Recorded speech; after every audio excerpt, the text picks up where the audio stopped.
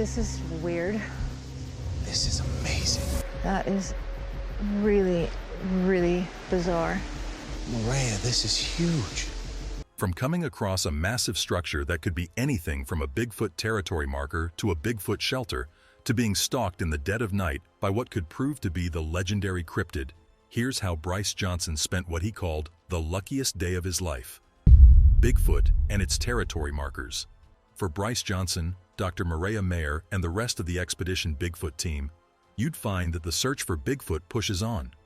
This time, though, it looks as though they had come across something truly fascinating. All they wanted to do was carry out their usual exercise, search the woods for any clues that would help them find proof that the legendary cryptid known as Bigfoot exists. This time, though, they came across something that was truly amazing, this massive tree structure that was quite unlike anything that they had ever seen before. This says a lot because they had actually come across similar structures in the past. For example, there was the one that they found when they were carrying out their search for Bigfoot in Alaska. What made this one stand out from the rest of the structures in the past was that it seemed to be bigger than the rest.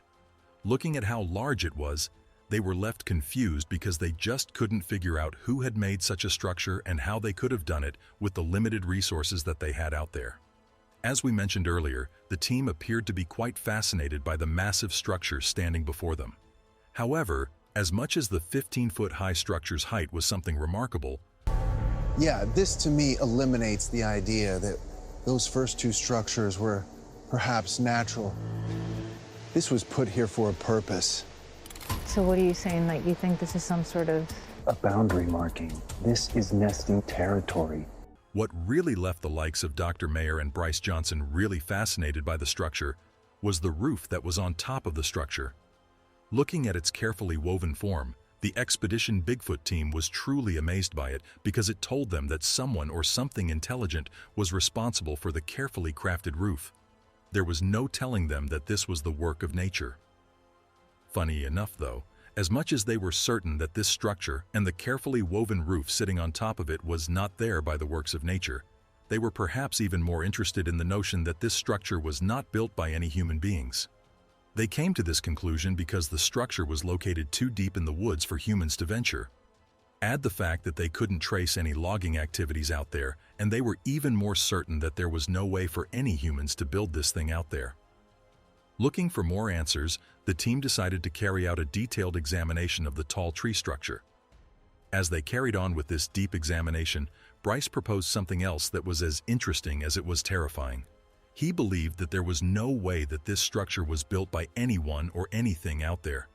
If those smaller structures line up with this and then the one you found on the mountain, I think this could possibly be a new nesting site.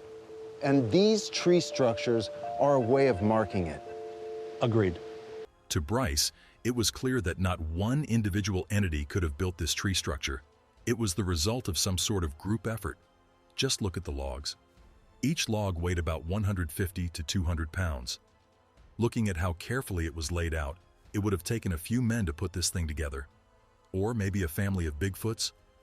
The issue now was that nobody could tell why exactly they had built this thing. Sure, it looked like some sort of shelter, but there was truly no telling who and why this thing was built. Again, they were forced to ponder on who built this structure and why. This took their minds to the structures that they had seen in other places in the past. Could they be connected in any way? As they tried to figure things out, the team couldn't help but smile at this opportunity because it presented them with the chance to get some DNA.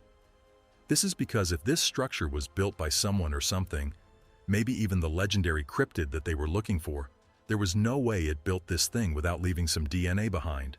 This was great and all, but Bryce just couldn't get his mind off the reason for this thing being out there. He figured that if this thing was out there, it must be there for a reason.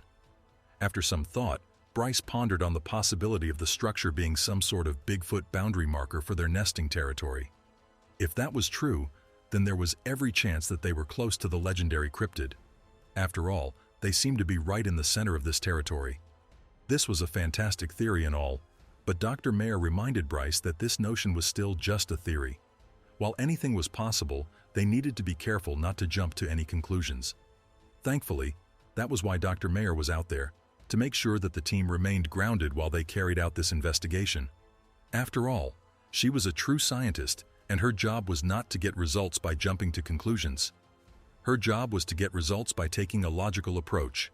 Such an approach involves gathering data and evidence that supports the pseudoscience beliefs involved in the search for the legendary cryptid.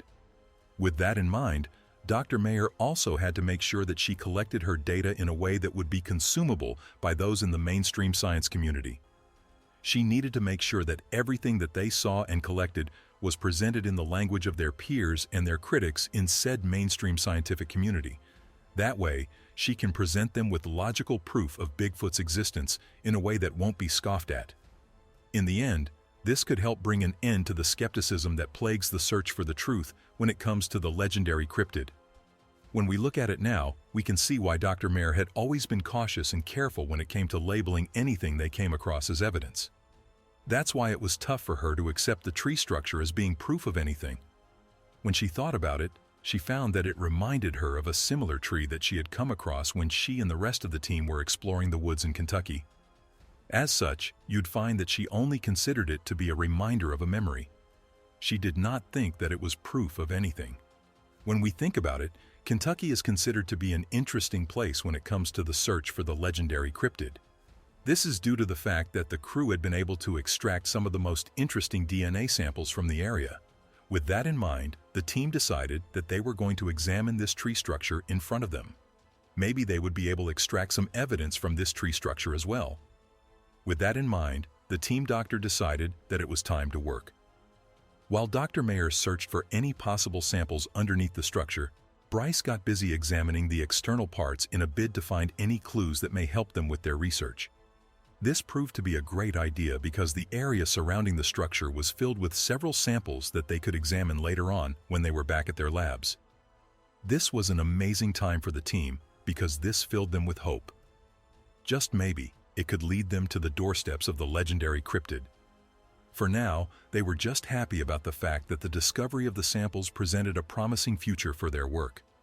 With that in mind, there was every hope that these DNA samples belonged to a creature that they had never come across in the past.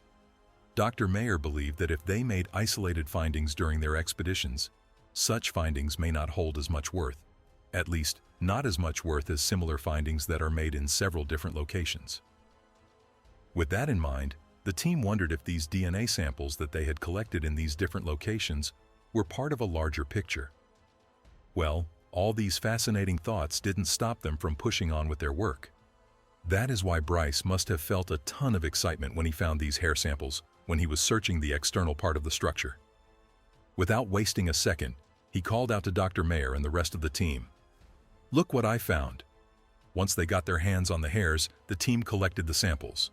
Bryce was eager to get the hair samples back to the lab so that they could carry out a DNA examination on it. Turns out that this tree structure did have more to offer apart from its fascinating size. Truly amazing stuff. Looking at it now, the structure was really odd. Not only was it odd looking, it seemed to be covered with multiple DNA samples. The question now was whether or not the hairs they picked up belonged to Bigfoot or some other creature that is known to roam these strange woods. Looking to know more about what the hair samples that they picked up, they decided that it was best for them to send the hair samples back to their lab for deeper analysis, just like Bryce had in mind. This may seem routine to us, especially now in the modern age. However, we must note that this is a significant step as we search for the truth, because not only will this give Dr. Mayer and the rest of the team more information about the creature that they are looking for, it will also feed their hunger as they push on for the search for this truth. As much as this was informative for Bryce and the team, they knew that they still had a lot of work to do. With that in mind, they decided that the next best thing for them to do while they were still out there was to go even deeper into the woods. They decided to explore more areas, such as the riverbanks nearby. This was due to the fact that this was a common place for the discovery of potential clues that could lead them to the discovery of their sought-after cryptid. After all, these riverbanks are places that all creatures must pass if they want to get some water. As insightful as this may have seemed to the team, this still didn't prepare them for what they were going to come across when they decided to visit such a place that night. At the very least, Bryce was never ever going to forget this night. Bryce discovers that he has a stalker. Eager to observe everything around him, you may be impressed to find that Bryce actually went through the trouble of setting up a base. Within this base, he was able to carry out the surveillance of the entire area. This was due to the fact that he had come to the conclusion that Bigfoot would not reveal himself to them, at least not during the day. As such, he figured that they may have a good chance of spotting the legendary cryptid if they observed the area in the night. They would be able to do this with the use of stealth mode features on their cameras. This is an amazing feature because this would also allow them to capture clear images and footage of said creature in the dead of night. With such a goal in mind, you'd find that Bryce had filled his base up with every piece of equipment that a scientist of his standing could get his hands on. Knowing that he was going through this dangerous and mostly unexplored part of the woods, he was determined to get his hands on as much information as he could. That said, he knew he had to take care because of how dangerous this place was. As such, he needed to make sure that he was safe and undetectable in this tent of his. But how would he make sure that he was safe? Turns out that Bryce had thought of it all. When you look at that tent of his, you'd find that it's actually a special one. Just take a look at the fabric. Looking deeper into said fabric, you'd find that it was designed to block all EMF frequencies from the research equipment. This seemed to have the effect of turning it into a giant frequency cage. Now that the EMF frequencies were blocked, any creature that tried to look into it would find it impossible to do so. This is especially difficult for any creature that may be sensitive to any changes in frequency. Aside from making sure that he was almost invisible to the creatures out there, Bryce also took measures to make sure that he was able to see what was out there as well. In order to do so, Bryce had gone through the trouble of setting up thermal cameras all over the tent. That way, he would be able to capture the heat signatures of the creatures that linger in and around the area at night. With these cameras being placed in as many different areas and directions as possible, it was fair to say that Bryce had a good view of everything that was going on around him, even in the dead of night. As if that wasn't detailed enough, you'd find that Bryce had gone through the trouble of setting up parabolic microphones around the tent. That way, he would be able to hear anything that was going on around him as well. Nothing was going to approach his tent without being detected. Despite taking all these measures, Bryce found that he was not as undetectable as he thought he was.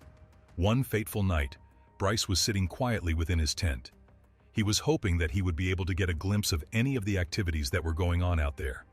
Imagine his surprise when he was hit by an overwhelming feeling that something was hiding in the woods surrounding him. As you can imagine, the moment was tense. He suddenly sat quietly as he waited to see if this creature would pop up on his camera. Maybe, just maybe, he could get some proof that Bigfoot was out there at this moment. Imagine the odds of that. As he sat down in the tense darkness, Bryce listened to the sounds being made by whatever was out there. As he listened, he became sure that whatever was out there was a large and powerful creature. As much as this was troubling for him to consider, Bryce was even more troubled by the fact that he could not see what was out there stalking him.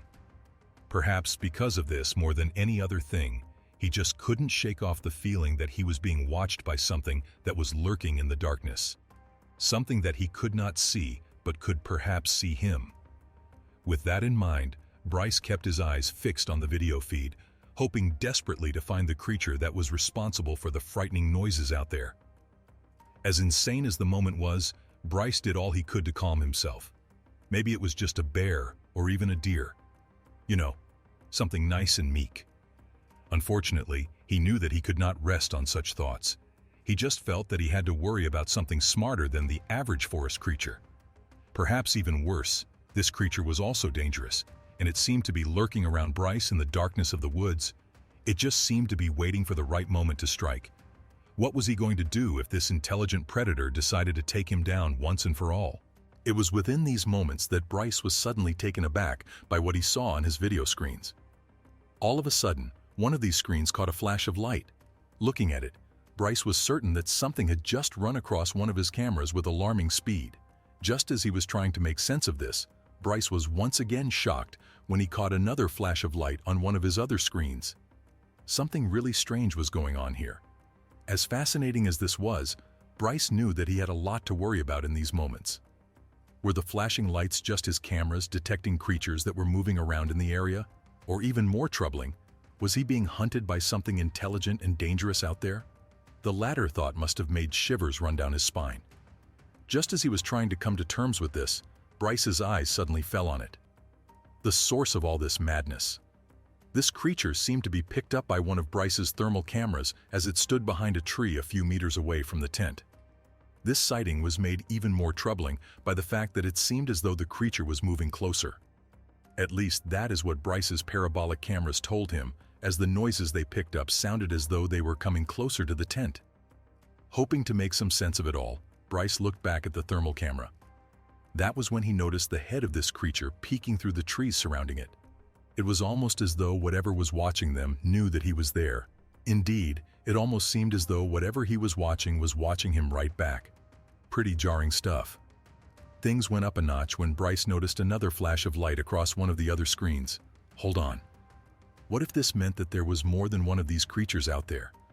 Was Bryce outnumbered? This was frightful enough, especially as Bryce was the only one out there at that point in time. Fearful of the risk that he may be in at that moment, Bryce did all he could to hide himself from whatever may be out there. He didn't want to know what would happen to him if he was captured by anything that may be out there. He was right to be wary, because if he was in the presence of Bigfoot, he knew that there was every chance that anything could happen.